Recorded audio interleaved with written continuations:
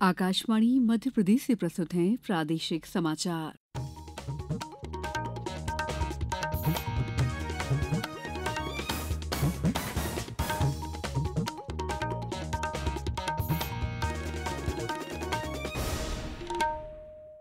नमस्कार, समाचारों के साथ मैं दीपा सिंह। प्रधानमंत्री नरेंद्र मोदी कल पंजाब का दौरा करेंगे।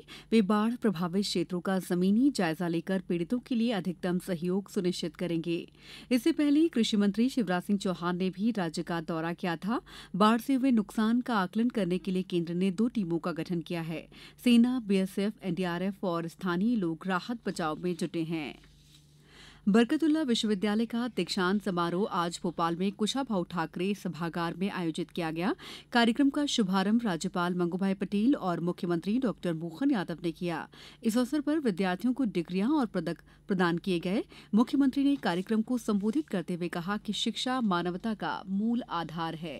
कुशल और अकुशल श्रेणियों से निकलकर युवा अपनी अलग प्रकार से इस देश के लिए, समाज के लिए और हमारी संस्कृति के अनुरूप पूरी पृथ्वी के लिए हर देश के अंदर हमारी अपनी क्षमता योग्यता से भारतीय अपनी पहचान बना रहे हैं। आज के इस दौर में ये और सार्थक हो जाता है जब हम स्वदेशी की बात कर रहे हैं, आत्मनिर्भरता की बात कर रहे हैं। अब कितना अच्छा लगता है ये परिवेश देखा, बन ठन के साफा लग रहा, जरा लगा कि हाँ, हमारी दीक्षांत समारोह का आनंद है।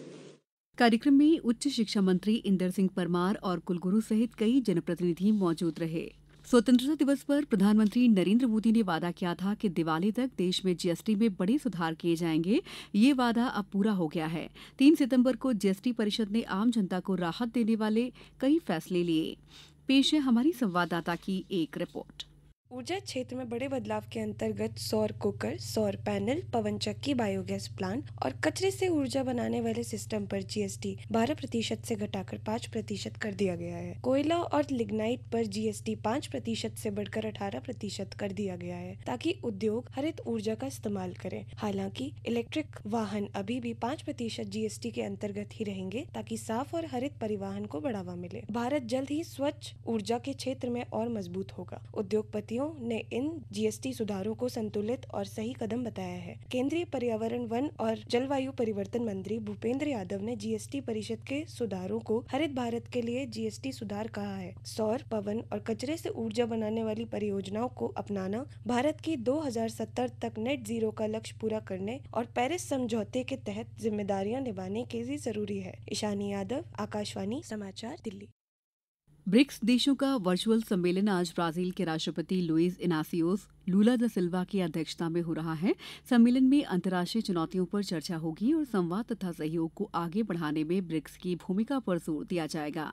विदेश मंत्री डॉक्टर एस जयशंकर इस बैठक में भारत का प्रतिनिधित्व करेंगे। मुख्यमंत्री डॉ मोहन यादव आज वीडियो कॉन्फ्रेंसिंग के माध्यम से समाधान ऑनलाइन कार्यक्रम में शामिल होंगे। इस दौरान वे सीएम हेल्पलाइन में दर्ज शिकायतों पर सीधे सुनवाई करेंगे और जिलों से जुड़े आवेदकों की समस्याओं का समाधान करेंगे। जम्मू कश्मीर के त्रिकुटा पहाड़ियों पर स्थित श्री माता वैष्णो देवी मंदिर की तीर्थयात्रा आज लगातार 14वें दिन भी खराब मौसम और भूस्खलन के कारण बंद है। अधिकारियों ने बताया कि मौसम की स्थिति में सुधार के बाद ही यात्रा फिर शुरू की जाएगी। इसी बीच प्रशासन ने जनता और तीर्थयात्रियों से धैर्य बनाए रखने और अगली सूचना तक मंदिर की यात्रा से बचने की अपील की है। दिल्ली में आज से भारत और यूरोपीय संघ के बीच मुक्त व्यापार समझौता एफटीए की 13वीं वार्ता शुरू हो रही है। बैठक में रक्षा रणनीति, तकनीकी सहयोग और विकास से जुड़े अहम मुद्दों पर गहन चर्चा होगी। अब कुछ समाचार संक्षेप में। नर्मदापुरम जिले के पिपरिया में नेत्रदान पखवाड़े के तहत 20 लोगों ने नेत्रदान के लिए सहमति पत्र भरे हैं। पितृपक्ष में जबलपुर से गयाजी जाने वाले यात्रियों के लिए कल से स्पेशल ट्रेनें चलेंगी। श्योपुर में पोषण आहार अनुदान योजना के अंतर्गत जिला स्तर पर कलेक्ट्रेट स्थित जन सुविधा केंद्र में आवेदन लिए जाएंगे। विदिशा में आदिवासी ग्रामीण समुदाय को प्रोत्साहित कर सशक्त बनाने के लिए आदि कर्मयोगी अभियान चलाया जा रहा है। इस बुलेटिन में इतना ही। अगला बुलेटिन शाम 7:10 पर। नमस्कार।